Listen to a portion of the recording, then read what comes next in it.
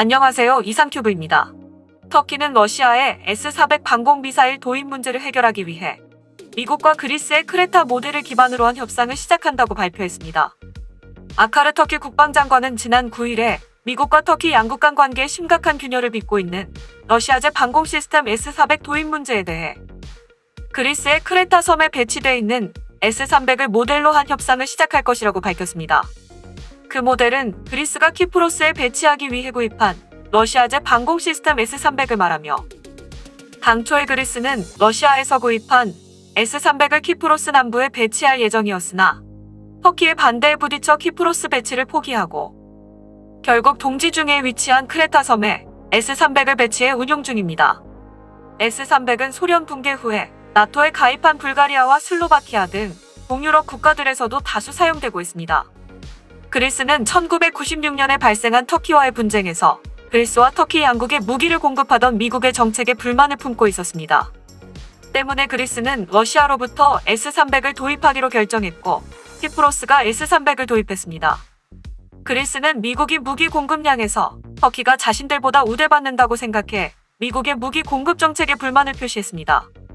하지만 터키의 맹렬한 반대와 서방의 비판에 직면하고 결국 그리스가 키프로스에서 S-300을 매입하는 형태로 키프로스에서 철거를 결정했지만 그리스는 S-300 시스템을 동지 중에 위치한 그리스령 크레타 섬에 배치했습니다. 그런데 그리스가 러시아로부터 도입한 S-300 방공미사일은 역설적이게도 터키의 S-400 도입에 정당성을 부여하고 있습니다. 터키는 그리스가 러시아로부터 근거리 방공 시스템 토르와 오서 등을 사들여 나토 회원국인 그리스군의 방공 시스템에 통합되어 있기 때문에 러시아제 방공 시스템과 나토의 시스템이 호환되지 않는다는 미국의 주장은 잘못이라고 터키는 비판하고 있으며, 터키는 그리스의 크레타 모델을 내세워 바이든 정부로부터 S-400의 보유를 인정받도록 하겠다는 뜻입니다. 하지만 크레타 모델을 내세워 미국에게 양보를 이끌어내 S-400 보유를 인정받게 되더라도 러시아 방산업체에서 1,500만 달러 이상의 거래를 한 국가나 조직에 대한 미국의 적대 세력 제재 대응법에서 벗어나는 것은 불가능하다고 생각되지만, 터키는 미국이 패트리어트 미사일의 판매를 거부했기 때문에 러시아로부터 S-400을 도입하게 되었다고 주장하고 있으며, 때문에 미국의 적대 세력 제재 대응법 자체가 부당하다고 호소하고 있습니다. 참고로 터키가 러시아에 S-400을 도입하게 된 배경을 설명하면, 터키는 무기 국산화 방침에 따라 해외에서 조달하는 장비에는 기술 이전이나 국내 제조를 요구하는 경우가 많고, 오바마 행정부 시절 협상이 시작된 패트리어트 도입에서도 터키는 미국에게 기술 이전과 국내 공동 생산을 요구했지만 미국이 이를 거부하자 기술 이전과 터키 내 공동 생산을 허용한 러시아로부터 S-400을 도입하기로 결정했습니다.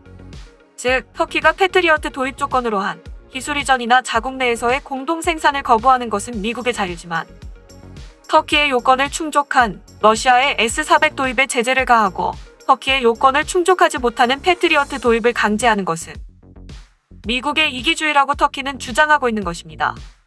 과연 터키가 제안하는 크레타 모델에 미국이 동의할지는 알 수 없지만, 터키는 미국의 우려를 불식시키기 위해 S-400을 나토 네트워크에 접속하지 않고 독립적으로 운용할 것이라고 주장하고 있기 때문에 미국이 고집스럽게 적대 세력 제재 대응법을 휘두르면 미국 자신이 인도의 S-400 도입 문제로 자멸할 수도 있습니다.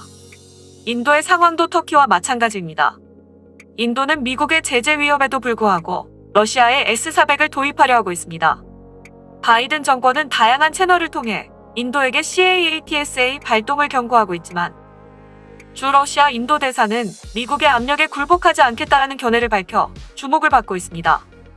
러시아가 개발한 방공 시스템 S-400 트라이움프를 구성하는 조기 경계 레이더 91H유기의 최대 검출 범위는 약 400km 이상으로 알려져 있어 이 시스템이 운용하는 요격 미사일 40H유기를 사용하면 최대 380km 앞에 목표와 교전할 수 있어 교전 범위가 약 160km인 미국의 패트리엇보다 훨씬 고성능의 여러 요격 미사일을 동시 운용할 수 있는 유연성을 가지고 있습니다.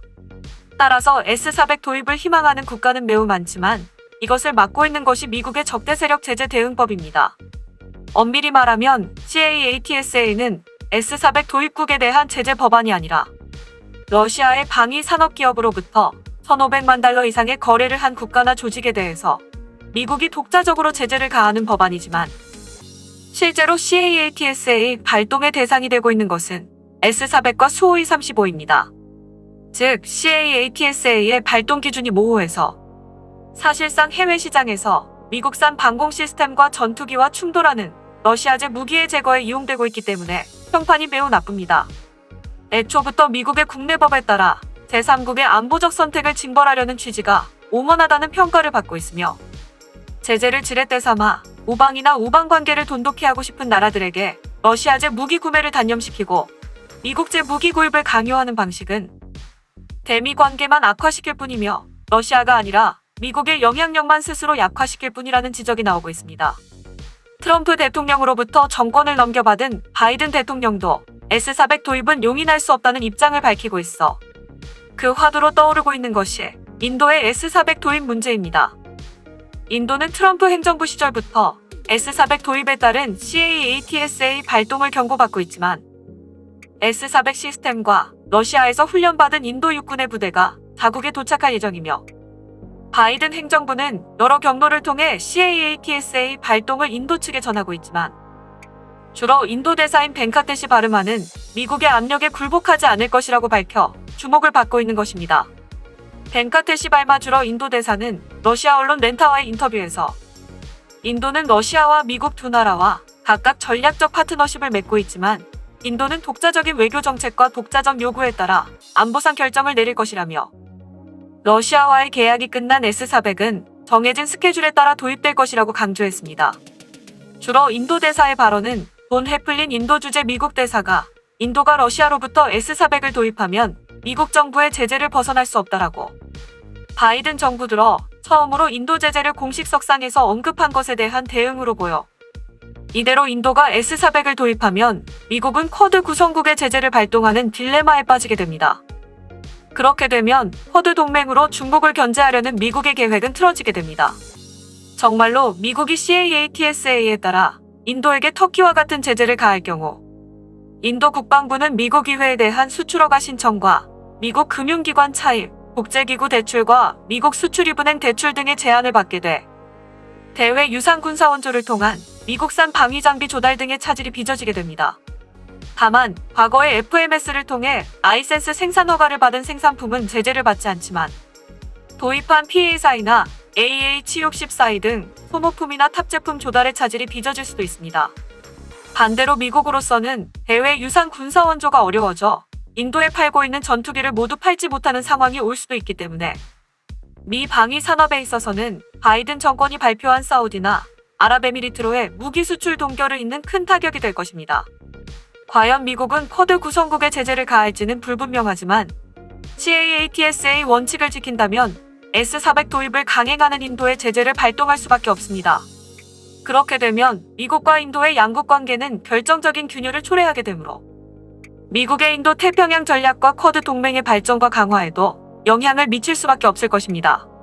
인도와 터키는 모두 미국의 우방국들이며 이들 나라의 CAATSA 제재를 가하면 중국 봉쇄라는 미국의 커다란 원칙에 어려움에 직면할 수밖에 없습니다. 때문에 인도와 터키에게 제재를 가하는 것은 미국으로서도 큰 부담이며 또한 미국의 군수업체들의 반발도 만만치 않을 것입니다. 앞서 설명했듯이 미국이 터키를 달래고 러시아의 S400을 제거하기 위해서는 터키가 요구하는 패트리어트 시스템의 기술 이전이나 터키 내 공동 생산을 허용해야 합니다.